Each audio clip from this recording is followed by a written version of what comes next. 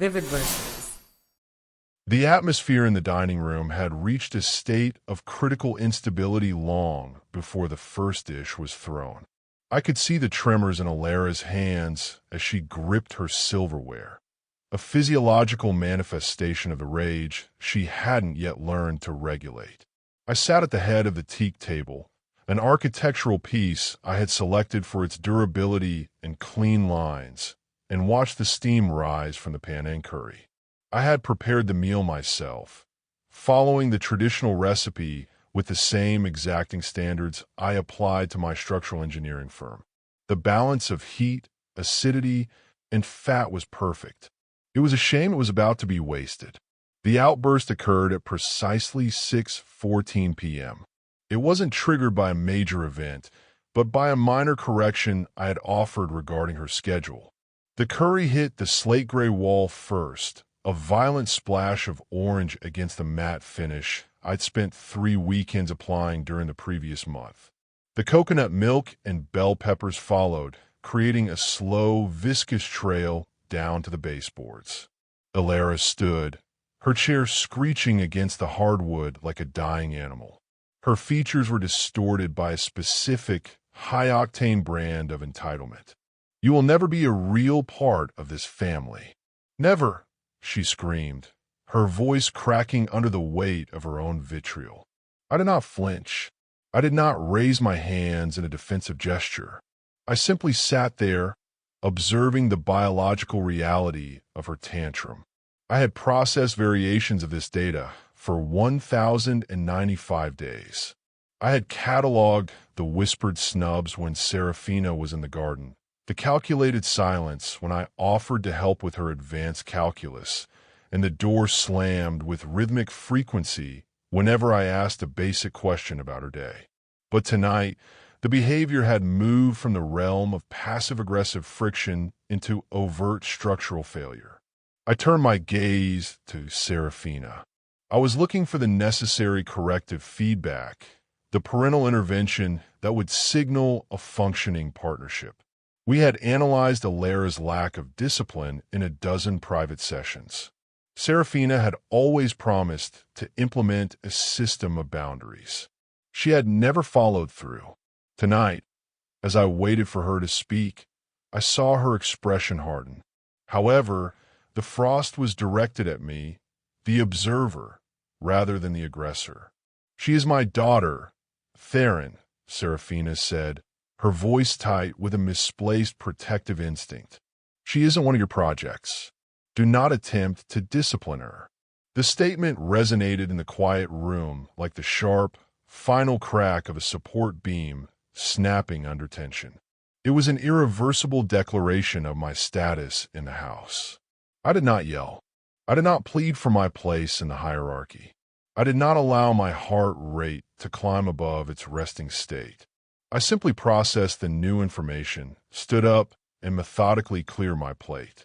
I scraped the remains of my meal into the bin, rinsed the porcelain under the tap, and loaded the dishwasher with the same analytical efficiency I brought to a job site.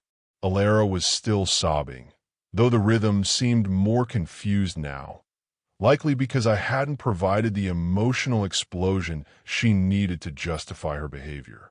"Thank you for the meal," I said to the room at large, moving toward the master suite. I closed the door and sat on the edge of the bed. Below me, the house hummed with the acoustics of Serafina, attempting to soothe a 16-year-old who was currently optimizing the situation for maximum leverage. I took out my phone and began a series of logistical adjustments. For 3 years, I had maintained this household's infrastructure. I had serviced the mortgage, covered the astronomical utility bills of a drafty estate, and financed Alara's elite music conservatory tuition, a staggering $24,000 per annum.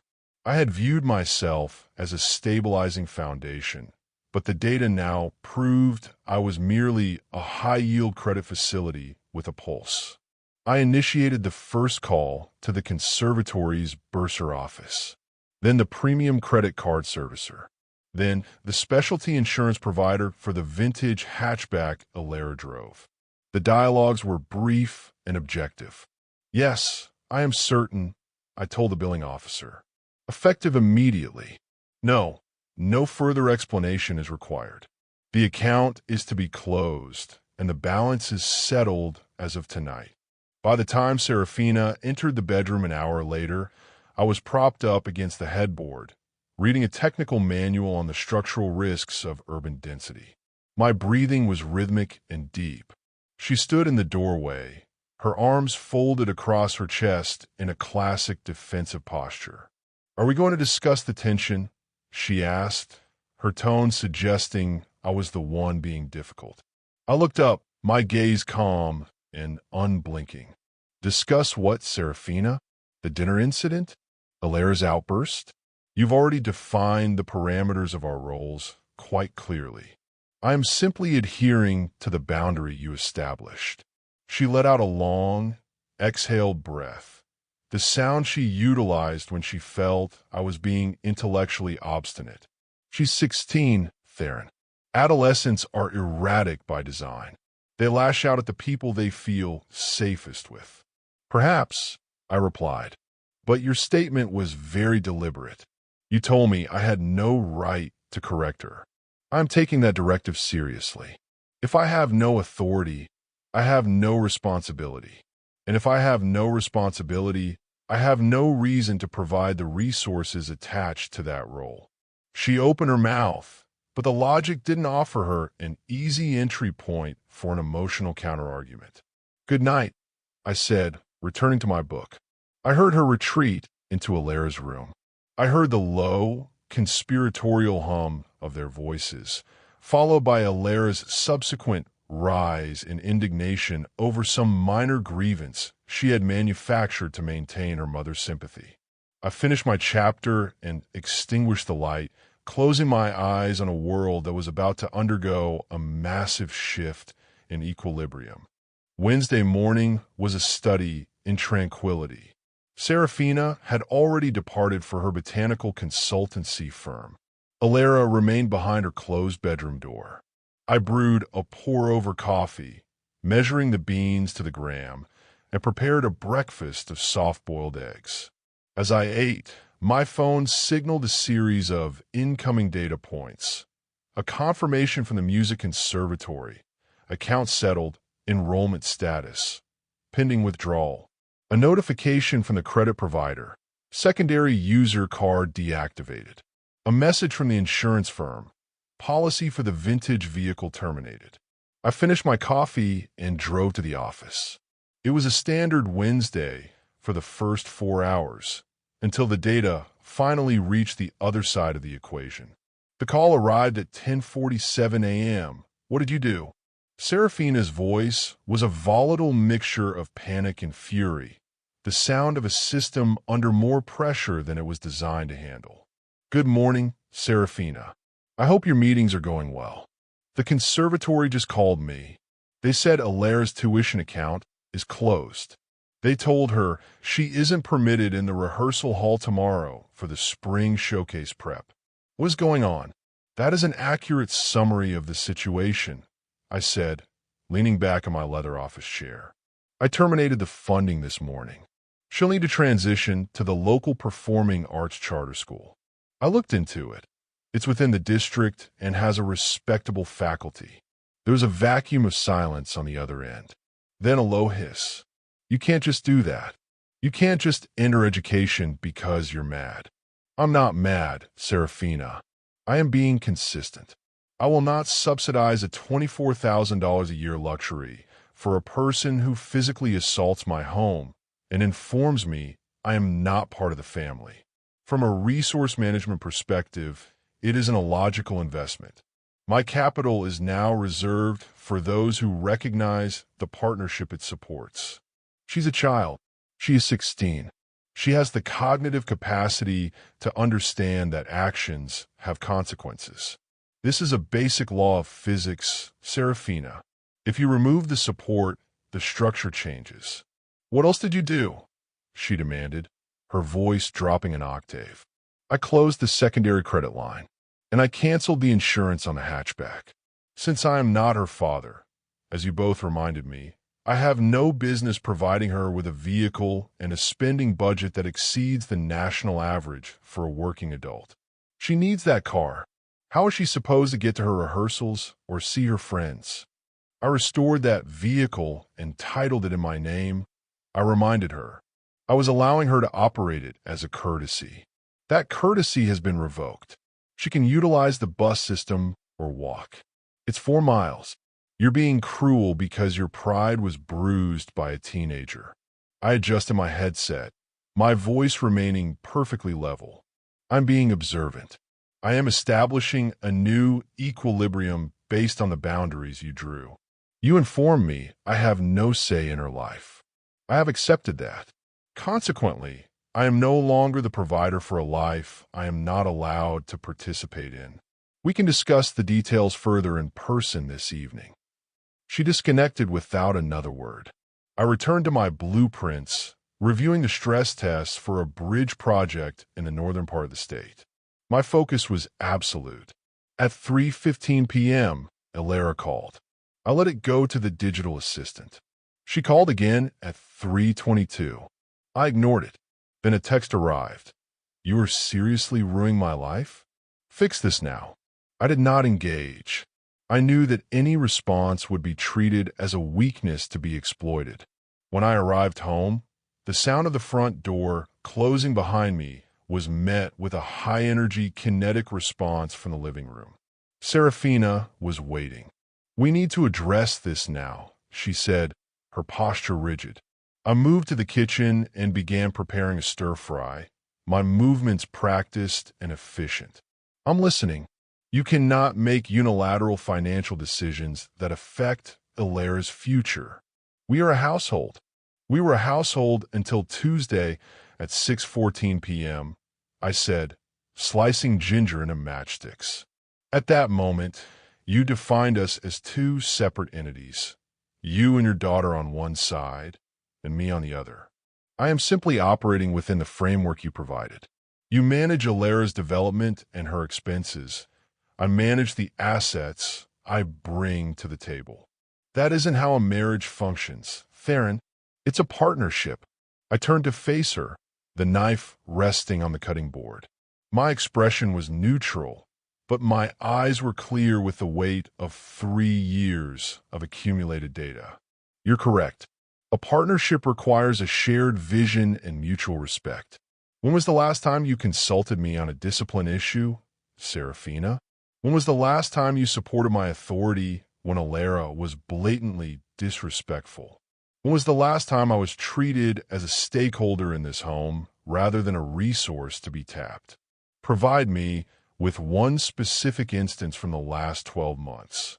She remained silent, her jaw tight. Exactly, I said, turning back to the stove. The data shows that I am a utility to you both. I have decided to stop being a utility that allows itself to be mistreated. So, you just let her fail to spite me? No, I'm letting her learn. You've insulated her from the reality of the world for 16 years. I'm simply reintroducing the concept of gravity. If she wants the perks of a family, she has to contribute to the harmony of that family. It's a very simple equation. Elara appeared in the doorway then, clutching her phone as if it were a life support device. Her silk performance blouse, a piece that had cost me $400, was stained with tears. Mom, make him fix it. I have a recital in 2 weeks. Everyone is going to see me at that charter school, and no, I'm a loser.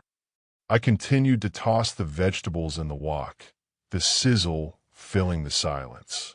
I did not flinch at her presence. I did not look up.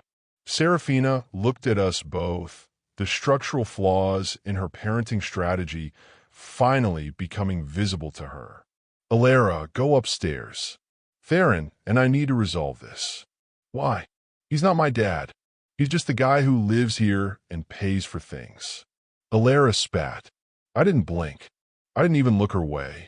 My frame remained entirely intact.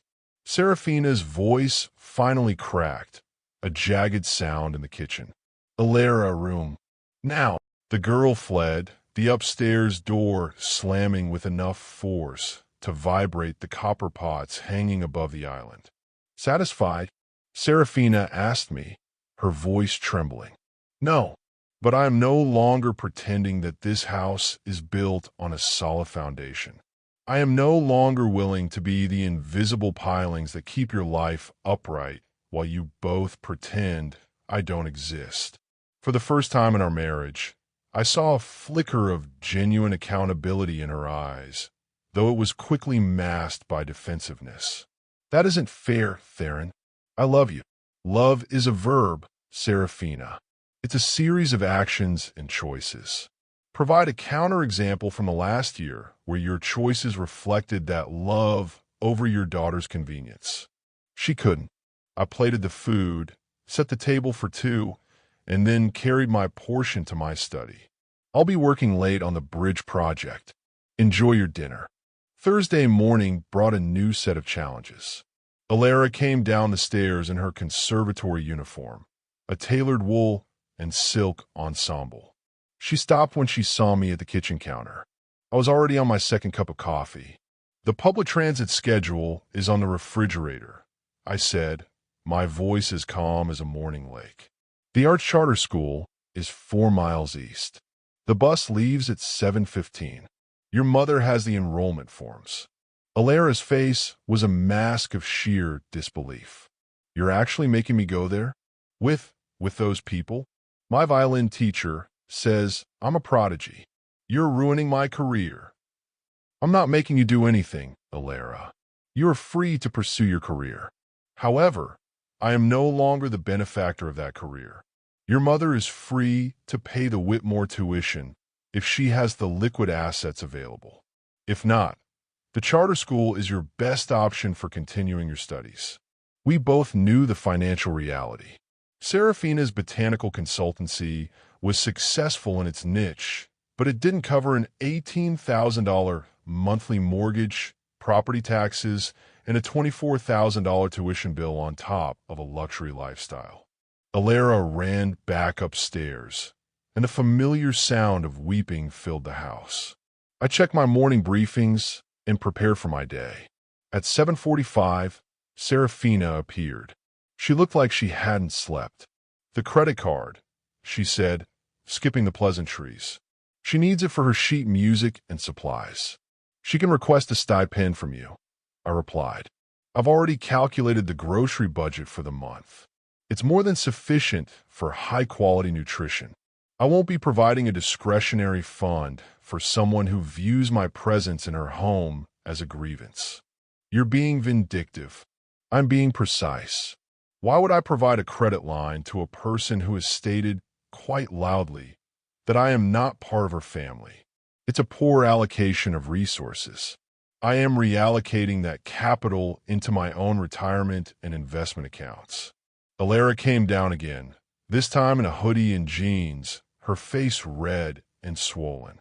She didn't look at me as she grabbed her bag. Alara, wait, Serafina said.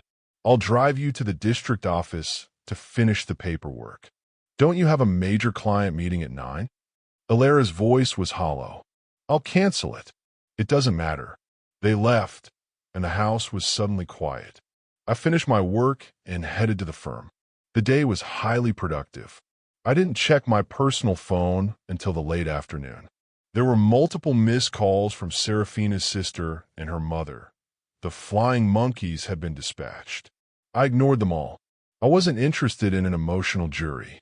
Then Serafina called. I answered on the 4th ring. You need to reinstate the car insurance, Theron. This is getting dangerous. She's walking home from the bus stop in the dark. I don't think I do, I said. If the walk is an issue, you can pick her up. Or, as I suggested, you can underwrite her on your own policy. I'm sure your premium will reflect the risk of a 16-year-old with a history of impulsive outbursts. This is madness. You're destroying our family over a plate of food. No, Serafina, I am addressing the 3 years of erosion that led to that plate of food being thrown. The curry was just the final stress test that proved the structure was already failing. I'm simply the one pointing out the cracks. What do you want, an apology? She said she was sorry. An apology after the loss of privileges is a tactical maneuver, not a moral realization, I explained. I want a partnership based on mutual value and respect. Since you've made it clear I'm not family, I've simply shifted our relationship to a contractual model. I provide for the physical structure of the house. You provide for the daughter you've chosen over your husband. Her voice softened, turning into a plea. She didn't mean it, Theron. She's just a girl. She meant it because you've allowed it to be her truth for 3 years. And I'm fine with that being her truth. But truths have costs, and she's currently paying hers. You're paying yours as well. She hung up. That evening, the house was a tomb. I found them in the living room. Alara was curled in a tight ball in a wingback chair. Serafina was staring into the cold fireplace. "We need to talk," Serafina said, her voice devoid of its usual sharp, commanding edge. "I'm listening. I've been listening for 3 years." Alara looked up at me, her expression guarded and, for the first time, slightly fearful. She realized that her usual weapons of screaming and crying had no effect on me. I was an immovable object. "I'm sorry," she whispered. I paused, looking at her with a neutral, analytical gaze. "I appreciate the verbalization, Alara. But an apology prompted by the loss of a credit card and a vintage car is a transaction. I'm interested in a fundamental shift in character and household hierarchy. That requires a much longer timeline than 48 hours. Serafina stood up, her hands trembling. She said she was sorry. "What more do you want? Do you want her to crawl? I want to see the wall cleaned by her hand. I want to see a month of respectful communication. I want to be consulted on the rules and the budget of this house. Until then, the conservatory and the car are off the table. This is the new baseline. You're holding her hostage. I'm holding her accountable. There is a fundamental difference that you seem unable to grasp." The argument continued into the night, but I remained firmly within my frame. I didn't raise my voice once. I didn't allow her to shift the blame onto my coldness or my lack of empathy. I kept the focus entirely on the breach of the social contract within the home. By Saturday, the tension had reached a plateau. Serafina was sitting on the back porch when I returned from my morning run.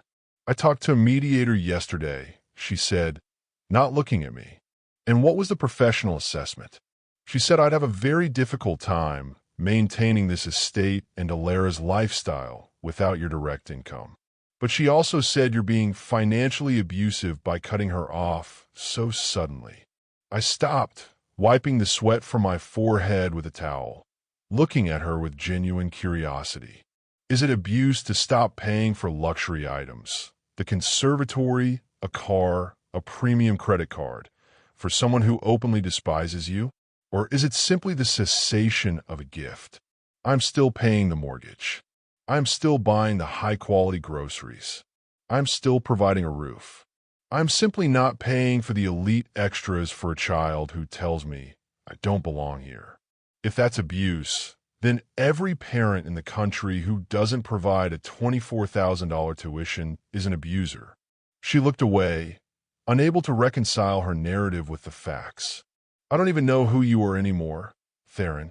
I'm the man who finally realized his worth wasn't tied to his ability to be a silent benefactor. I'm the man who decided to stop being invisible." She left for the weekend, taking Alara to her mother's house in the city. I spent the 48 hours in perfect silence. I cleaned the curry stain myself, carefully repainting the section of the wall until the finish was flawless. I reorganized my study. I prepared simple, healthy meals. The house felt balanced for the first time in years. On Sunday night, a text arrived. "We need a real conversation tomorrow. 6 p.m. Please be there." I was sitting in the living room when they arrived. They both sat on the sofa together, a united front that looked increasingly fragile. Serafina looked like she had aged a decade in a few days. "We want to try family counseling," she said. but we need the conservatory and the car back as a gesture of good faith. Alara is falling behind her peers. The answer is still no, I said. The counseling can begin. I am willing to participate, but the privileges are earned through consistent behavior, not negotiated as a prerequisite for basic therapy. We start with the counseling.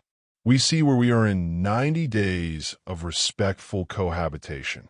If the data shows a permanent change, we can discuss the car. Until then, the bus is her reality. Serafina's eyes flashed with a final spark of rage. You're willing to lose us over this? You're willing to blow up our marriage for a power play? I'm willing to lose a situation where I'm not respected. I corrected her.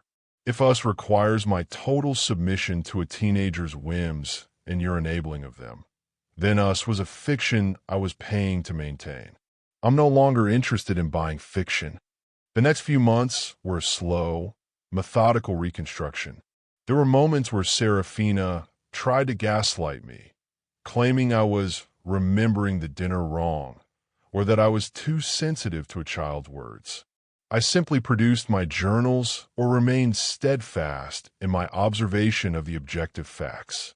I didn't plead for her love or her understanding. I simply maintained my frame.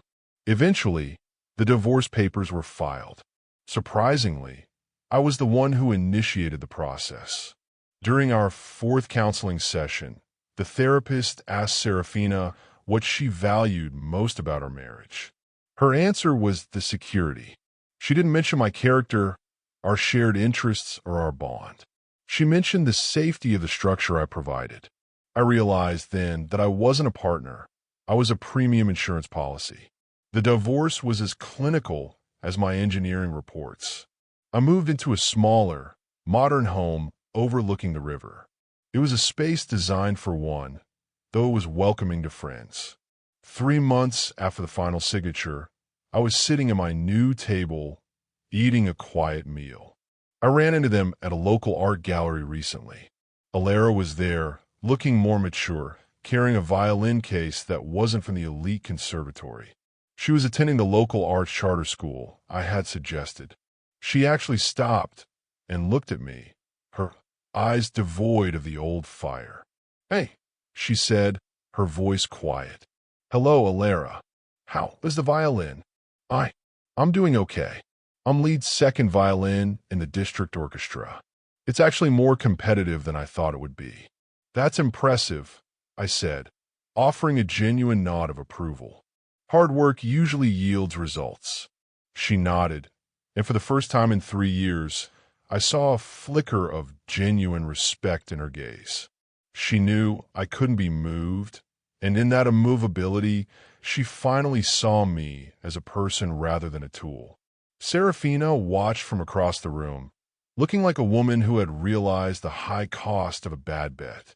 I walked out of the gallery and into the cool evening air. My life was no longer a project for others to manage or a resource for them to deplete. It was mine, built on a foundation of self-worth that was as solid as the bridges I designed. I had spent years being invisible in my own home, but as I walked toward my car, I felt entirely seen. And that was more than enough. Thanks for listening.